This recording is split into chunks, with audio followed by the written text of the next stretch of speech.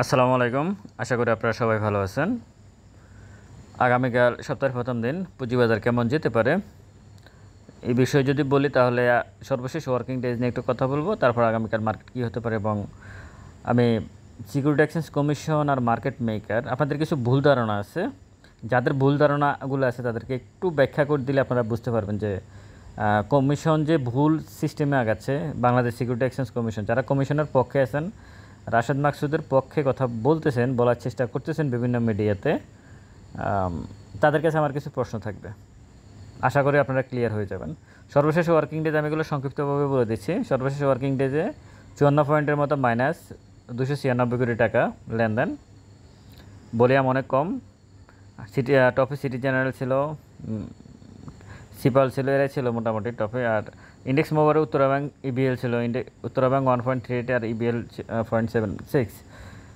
এই যে উত্তরা ব্যাংক এবং ইবিএলের কথা আমি বলতেছি, আজকের দিনে যদি আপনারা এই স্টকগুলোতে এন্ট্রি নিয়ে রাখেন আগামী এক বছরের জন্য ওদের ডিভিডেন্ডকে কেন্দ্র করে, তাহলেও 20 থেকে 25% প্রফিট পাবেন, সম্ভব পাওয়া।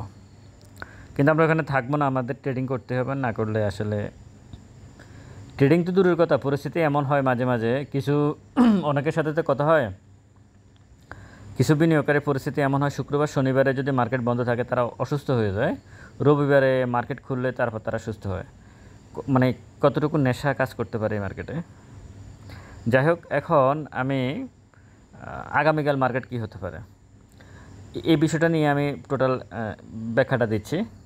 এখানে টেকনিক্যাল তো আমি তো সবসময় বলি যে টেকনিক্যাল অ্যানালাইসিস কাজ করে না। আপনারা অনেকে এটার পক্ষে থাকেন, অনেকে বিপক্ষে থাকেন, সেটা ভিন্ন বিষয়। ইন্ডেক্স যখন বাড়ে তখন আপনাদের মনে হয় যে টেকনিক্যাল অ্যানালাইসিস কাজ করে, টেকনিক্যাল সিস্টেমগুলো কাজ করে। এটা আমরা ভিডিও করার জন্য বলি, অনেক কিছু বলি, কিন্তু আসলে বাংলাদেশের পুঁজিবাজারে টেকনিক্যাল অ্যানালাইসিস কাজ করে না। এখানে সৎ মানুষের পদাচারণা খুবই কম এই মার্কেটে, সৎ মানুষের অভাব খুবই কম এই মার্কেটে, যার কারণে এগুলা আপনাদেরকে ধোকা দেওয়ার জন্য এরকম ক্যান্ডেল তৈরি করে দেয়। ইন্ডেক্স এখন পড়ে গেছে, এখানে আপনারা দেখতে পাচ্ছেন সাপোর্ট জোনটা ব্রেক করে নিচে আসছে। এই আগেরটা এই সবচেয়ে বেশি লোকজন ধরা খাইছে, মানে যারা খুব চালাক বিনিয়োগকারী ট্রেডার, চালাক ট্রেডার, তারা এখানে সবচেয়ে বেশি ধরা খাইছে এই ক্যান্ডেলটাতে। এরপর থেকেও ধরার উপরে তারা আছে, বের আর হইতে পারে নাই। 20 থেকে 25% লস আছে এখান থেকে। তো ট্রেড করাটা কতটুকু ভয়ঙ্কর হতে পারে বুঝতে পারতেছেন। আগামীকাল মার্কেট কী হবে এটা সম্পূর্ণ নির্ভর করতেছে মার্কেট মেকারদের উপরে এবং বাংলাদেশ সিকিউরিটি এক্সচেঞ্জ কমিশনের সিদ্ধান্তের উপরে। ডক্টর ইউনূস সাহেবের সাথে বৈঠক শেষ, কমপ্লিট, সব কিছু ওকে। মার্কেট যদি এভাবেই থাকে, মানে সিদ্ধান্তটা এখান পর্যন্ত ফিক্সড করা থাকে, তাহলে মার্কেট ভালো হবে না, পরিষ্কার কথা। এখন মার্কেট মেকারদের সাথে যদি কমিশন বসে, আমি একজন ভিডিওতে বলছিল যে মার্কেট মেকারদের সাথে কমিশন কোনোভাবে বসে না এবং তাদের থেকে ফালাই থাকতে চায়। তো মার্কেট মেকারদের থেকে যদি কমিশন ফালাই থাকে তাহলে সে কী সংস্কার করতেছে।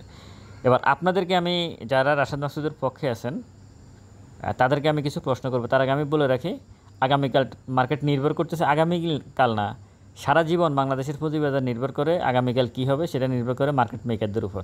আর যত অ্যানালাইসিস আছে সব বুয়া। এটা ভিডিও করার জন্য আমরাও বলি সব ঠিক আছে, কিন্তু ওই একটা সিন্ডিকেট যারা, তারা কীভাবে চায় মার্কেট সেভাবে উঠবে আর সেভাবে নামবে, এটা হচ্ছে মূল কথা। এখন এই সিন্ডিকেট গ্রুপ কি রাশেদ মাকসুদ কমিশন যে সংস্কার করতেছে সেটা দিয়ে কি ভাঙতে পারবে? উত্তর হচ্ছে না, পারবে না, এটা সম্ভব না পারা। কেন সম্ভব না এটা একটা ব্যাখ্যা দিচ্ছি আমি আপনাদেরকে, তাহলে আপনারা বুঝতে পারবেন যে এটা কেন সম্ভব না। আগামীকাল মার্কেট ধরুন ফালাবে, কারসাজিকারকরা ঠিক করলো, এভাবে ঠিক হয়, টেবিলেই ঠিক হয়, তারাই সিন্ডিকেট করে। আমরা যত শেয়ার দেখি বাড়ে কমে, তারাই কমে, প্রতিটা স্টকে তাদের হাত আছে এবং তারা না থাকলে মার্কেট টিকে থাকবে না, এটা হচ্ছে বাস্তবতা। এখন আগামীকাল মার্কেট বাড়বে কি কমবে এটা ঠিক করে কারসাজিকারকরা, মার্কেট মেকাররা। আমি মার্কেট মেকারে এখানে ইউজ করব, কারসাজি আপাতত আমি দূরে রাখলাম। মার্কেট মেকাররা রাশেদ মাকসুদ সংস্কার করে জরিমানা করতেছে 1,500 কোটি টাকা অলরেডি জরিমানা হয়ে গেছে। এখন মার্কেট মেকাররা রাশেদ মাকসুদ সংস্কার করতে ধরুন মানে পুঁজিবাজারকে একদম মানে স্ট্রেট লাইনে রাখবে, মার্কেট এভাবে পড়তে থাকলো। ধরেন মেক্সিকো শেয়ারটার ফ্লোর তুলে দিল, মার্কেট ইন্ডেক্স 2000-এ চলে আসলো। আসার পরে মার্কেট যখন আবার বাউন্স ব্যাক করে উপরের দিকে যাবে তখন এই শেয়ারগুলো কে তুলবে? ওটা কি রাশেদ মাকসুদ তুলবে? না, আজকে যাদেরকে ফেনেক দেওয়া হচ্ছে, আজকে যাদেরকে জরিমানা করা হচ্ছে, আজকে যাদেরকে শাস্তি দেওয়া হচ্ছে, আজকে যাদেরকে মার্কেটকে প্লে করতে দেওয়া হচ্ছে না, ওই দিনও ইন্ডেক্স যদি 2000-এও আসে ওই দিনও এই লোকগুলোই মার্কেটকে তুলবে। আমি রাশেদ মাকসুদও তুলবে না, অর্থ উপদেষ্টাও তো তুলবে না, ডক্টর ইউনূস সাহেবও তুলবে না, তুলবে ওই মার্কেট মেকাররা। এরা খারাপ হইলেও এরাই তুলবে, ভালো হইলেও তারাই তুলবে। আপনারা যে প্রতিদিন শেয়ারের 5 পয়সা 10 পয়সা আপ ডাউন দেখেন, এটা কি রাশেদ মাকসুদ করে? করে না, এই মার্কেট মেকাররাই করে। ঈদ আপোষের মাধ্যমে এক ভাই কমেন্টস করছিলেন, খুব সুন্দর কথা, যে মার্কেট চলে আপোষের ভিত্তিতে। মার্কেট চলতে হবে আপোষের ভিত্তিতে। আপনি একটা বাজারকে তো মানে সিস্টেমের বাইরে নিয়ে যেতে পারবেন না, এটা তো আপনার অফিস না।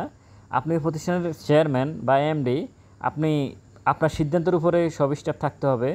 এটা বাজার। এখন মার্কেট মেকারদেরকে আপনি জরিমানা করতেছেন দুষে, অন্যরা আস্তে শেয়ারগুলোকে সেল করে দিয়ে নিচে ফালায় ক্যাশ করে তারা বাহির হয়ে চলে যাচ্ছে, যার কারণে মার্কেট পড়তেছে। তো আপনি তাহলে মার্কেট উঠবে। এখন যারা রাশেদ মাকসুদের পক্ষে আছেন, আপনাদের কথা হচ্ছে যে মার্কেট পড়তেছে, সংস্কার হইতেছে, খুব ভালো, মার্কেট পড়ুক, এটাই সংস্কার। তাহলে মার্কেট যখন উঠবে তখন সেটা কি হবে? মার্কেট যখন উঠবে, যখন আরও ধরুন এখান থেকে 500-1000 পয়েন্ট যদি বাড়ে, সেটা কি কারসাজির অংশ হয়ে যাবে না তখন? এটা চিন্তা করতে হবে তো আপনাদেরকে। এখন ইন্ডেক্স যেখানে আছে, এখানে কি আমাদের জিডিপি, শেয়ারের ফাঁসি এখন বেশি আছে?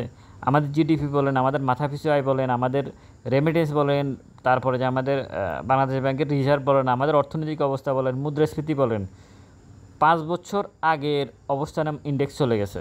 তাও তো অনেক কারসাজি আছে সেটাতে। ইন্ডেক্স তো অলরেডি 2000 আছে কিনা আমার সন্দেহ আছে। তো এইখানে এখন ইন্ডেক্স এখান থেকে বাড়বে না, কোথা থেকে বাড়বে? আপনি এখনও যদি বলেন যে কারসাজি মানে সংস্কার করতেছেন, তার মানে মার্কেট পড়তেছে। তাহলে মার্কেট যখন বাড়বে তখন সেটা কে বাড়াবে? সেটা তো এই বিনিয়োগকারীরা, এই মার্কেট মেকাররাই বাড়াবে।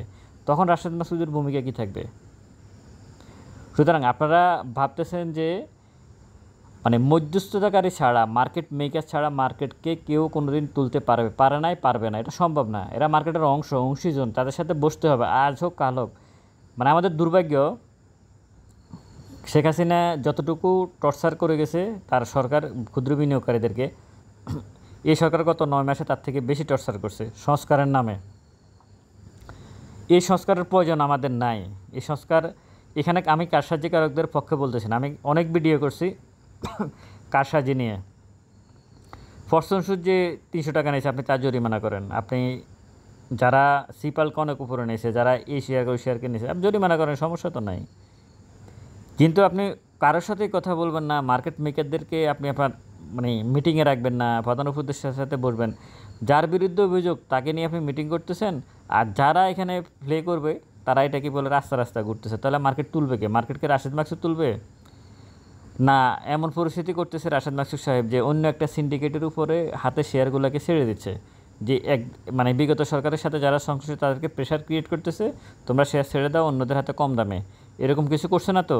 তো সেটা কি কারসাজি না? সেটা তো কারসাজি। আমি আজকে যুগান্তর পত্রিকার একজন সাংবাদিক মনির হোসেন, সম্ভবত যুগান্তর পত্রিকার, উনি পুঁজিবাজার নিয়ে উনি অনেক নিউজ করে। তো উনি আজকে বললো একটা ভিডিওতে যে সার্ভেলেন্স টিম যারা মানে সিডিবিএলে ওটা সংরক্ষিত এরিয়া, ওখানে কেউ পারমিশন ছাড়া কেউ ঢুকতে পারে না, সাধারণ লোকজন ওখানে ঢুকতে পারবে না। তার কথা হচ্ছে যে ওইখান থেকে তথ্য বড় বিনিয়োগকারীদের কাছে পাচার হয়েছে, মার্কেট মেকারদের কাছে পাচার হয়। কোন শেয়ারের দাম বাড়বে, কোন শেয়ারের দাম কমবে, তারা আগ থেকেই জানে। মার্কেট চলাকালীন অবস্থায় তারা এটা জানে। তার মানে এই সংস্কারটা কী হলো? এবং ওই সিডিবিএলের যে সার্ভেলেন্স সফটওয়্যারটা, এই সফটওয়্যারটা হচ্ছে সিঙ্গাপুরের, সেটা বাংলাদেশের শেখ হাসিনা সরকার ভারতের মাধ্যমে তারা এটা কিনছে। আর ভারত এই তথ্য সম্পর্কে সবগুলো সম্পর্কে জানে, কারণ তাদের মাধ্যমে যেহেতু সফটওয়্যারটা নেওয়া হয়েছে, তাদের আন্ডারে অনেক কিছু আমাদেরকে নিয়ন্ত্রণ এখনও ইন্ডিয়ার আন্ডারে আছে। তাহলে আপনি এখান থেকে কি আশা করতে পারেন? তো এগুলো যতক্ষণ পর্যন্ত সমাধান না হবে আসলে কিছু হবে না। আর মার্কেট মেকারের সংস্কারের নাম করে করে মার্কেটকে ইন্ডেক্স 3000-এ নিয়ে আসার পরে এরপর যখন এইখান থেকে যখন মার্কেট বাড়বে তখন সংস্কার কোথায় থাকবে? তখন কি হবে? মানে মার্কেটের কি করতেছে মার্কেটে? আপনারা আসলে কেউ কি কিছু বুঝতে পারতেছেন? নির্দিষ্ট করে যদি বুঝে থাকেন তাহলে অবশ্যই কমেন্টস করবেন। আসলে রাশেদ মাসুদ সংস্কারের নামে মার্কেটকে কোথায় নিতে চাচ্ছে। সংস্কারের অর্থ কি মার্কেটের পতনটাই কি সংস্কারের অর্থ কি না, আমি এটা আসলে জানতে চাই। রাশেদ মাকসুদ সাহেবের কাছে এটা জানতে চাই যে সংস্কারের অর্থ কি মার্কেটের পতন। একজনও বলতেছে না যে মার্কেট ঠিক আছে, মার্কেট এখানে থাকার কথা না, কিন্তু তার কোনো শব্দ নাই, কোনো কিছু না। জরিমানা করলে হাইলাইটস করার জন্য, শুধু মিডিয়াতে প্রচার করার জন্য, এরা তো জরিমানা করছে, এরা তো জরিমানা করছে, এগুলোই প্রচার করতেছে। সব কিছু মিলাই আগামীকাল মার্কেটের বিষয়ে আমি এটুকু বলবো, যারা মার্কেটের প্লেয়ার আছে তারা যদি চায় মার্কেট বাড়বে, এটা সবসময়, আগামীকালকের জন্য না, সবসময়ের জন্যই। তারা যদি না চায় তাহলে মার্কেট বাড়বে না, একবারে সহজ কথা। তবে আপনাদেরকে একটা অনুরোধ করবো আমি, যারা আমার ভিডিও শোনেন, এই মুহূর্তে কোনো শেয়ারে নো এন্ট্রি, নো অ্যাভারেজ। আর যদি সেল করতে চান সেটা আপনার সিদ্ধান্তের উপরে, কিন্তু আমি বলবো নতুন করে এন্ট্রি নেওয়ার কোনো দরকার নেই যতক্ষণ পর্যন্ত মার্কেট স্থির না হবে। এরকম একটা মিটিং অবশ্যই কখনো না কখনো কল করতে হবে ব্রোকারেজ হাউস, মার্চেন্ট ব্যাংক এবং ব্যক্তি শ্রেণীর বড় বিনিয়োগকারীদেরকে নিয়ে।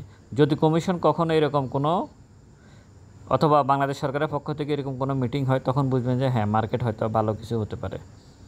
এছাড়া মার্কেট ভালো হওয়ার সম্ভাবনা খুবই কম। যে যত গল্পই বলুক, যত আশার বাণী আপনাদেরকে শোনাক, হ্যাঁ মার্কেট কিন্তু 5-6 বছর আগের অবস্থানে চলে গেছে, এটা মাথায় রাখতে হবে। ভালো থাকবেন সবাই, ভিডিওটা শেয়ার করবেন। আসসালামু আলাইকুম।